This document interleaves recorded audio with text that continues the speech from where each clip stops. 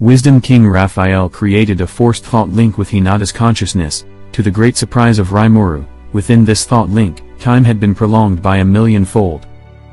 While Rimuru was wondering why Wisdom King Raphael would do such a thing, Shizue stated she had asked the Wisdom King to create the link. Rimuru thought to himself that the reason why Wisdom King could create this link must be because of its evolution from Great Sage. Inside the constructed thought space, Shizue commended Hinata and praised her. Then, Shizue-san's hands plucked the wicked insect that was coiling around Hinata's head and burnt it completely with her flame. The name of this insect was the Curse's Crystal. Its function was thought restraint. Rimuru then asked Wisdom King if he was under the same curse as Hinata, to which Wisdom King nonchalantly responded, "Master is not under thought restraint." However, the traces of thought guidance were confirmed. Because of the ability's evolution, the effect of thought guidance has disappeared now. Wisdom King Raphael attempted to reproduce Shizue's soul, after the soul analysis to confirm the probability that Yuki was the mastermind. After some time, Hinata raised her head, and Rimuru thought to himself, "Is she calm now?" Hinata had a calm expression and her previous tense mood had been eased. Rimuru then thought to himself that perhaps she was a kind child, but she might have acquired her ruthless and brutal tendency to survive through the harsh world. Also, was this what Shizue-san had regrets about? Then, Shizue said to Hinata, "I'm sorry for neglecting you. Please live strongly, faith is important, but don't misjudge the reality or enemy." And Hinata replied, "Shishu-sensei, but, even now, I am still confused. I believe the condition in the Holy Empire of Ruberian was not wrong," to which Shizue gently replied, "Which is correct? Which is wrong? To decide it one-sidedly is not good. Be flexible, okay?" Hinata replied, "I understand. One more time, I will start over." Seeing with these eyes, and deciding with my own heart, Rimuru felt that due to Hinata's stubbornness, she had not listened to any of the things he had said previously. And thought to himself if it was because Shizue-san's the one who was talking that she became disobedient? Or, because she was released from thought restraint? Rimuru came to the conclusion that the real enemy was Yuki. He also wondered if Yuki was being manipulated by someone else. Perhaps the Sorcery King, Curse Lord, Kazarim. Hinata stated with disbelief, "Yuki is being manipulated by Sorcery King, Kazarim, how? Wasn't he a former demon lord that was slain by Demon Lord Leon, right? How can he still be alive?" Rimuru replied, "I guessed, he was possessing a human and must be in a place with easy access to information."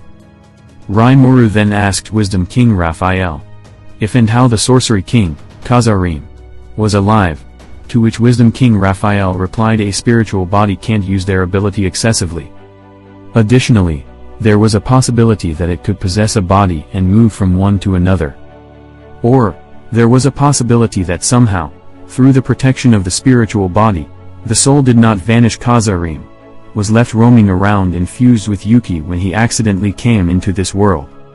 Although the probability of the former was higher." Rimuru thought once more that the communication with Clayman came too slowly. As Clayman said, the contact suddenly came several tens of years ago. Until then his movement was a mystery. In case of the latter. The probability was too low, it was something unimaginable. One can't be said with certainty.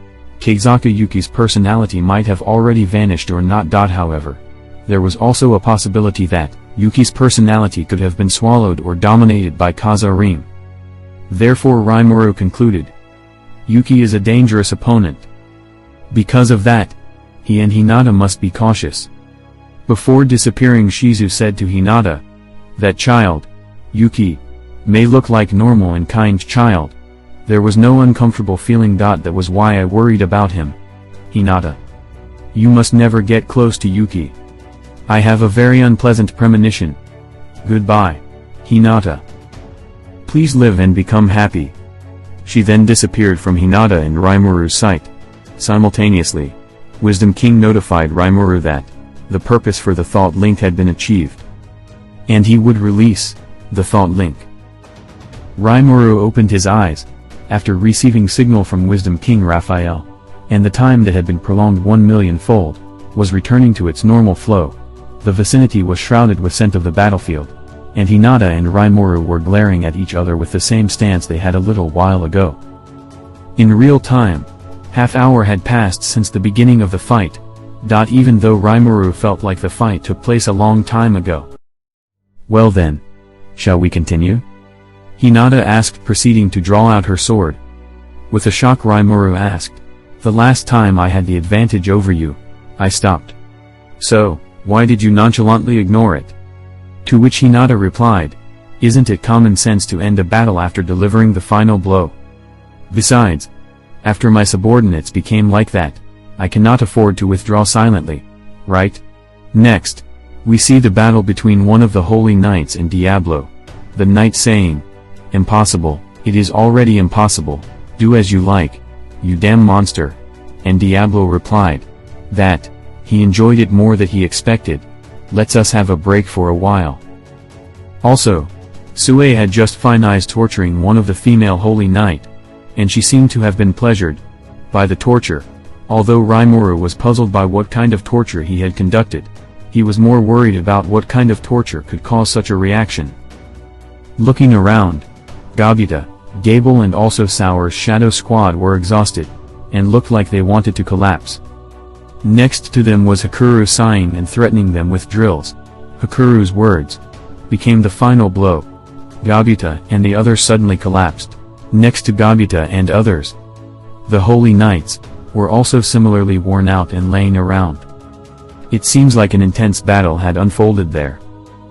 But it seemed their battle was not satisfying for Hakuru. Hey guys! Thanks for sticking till the end. Like and subscribe for part 2.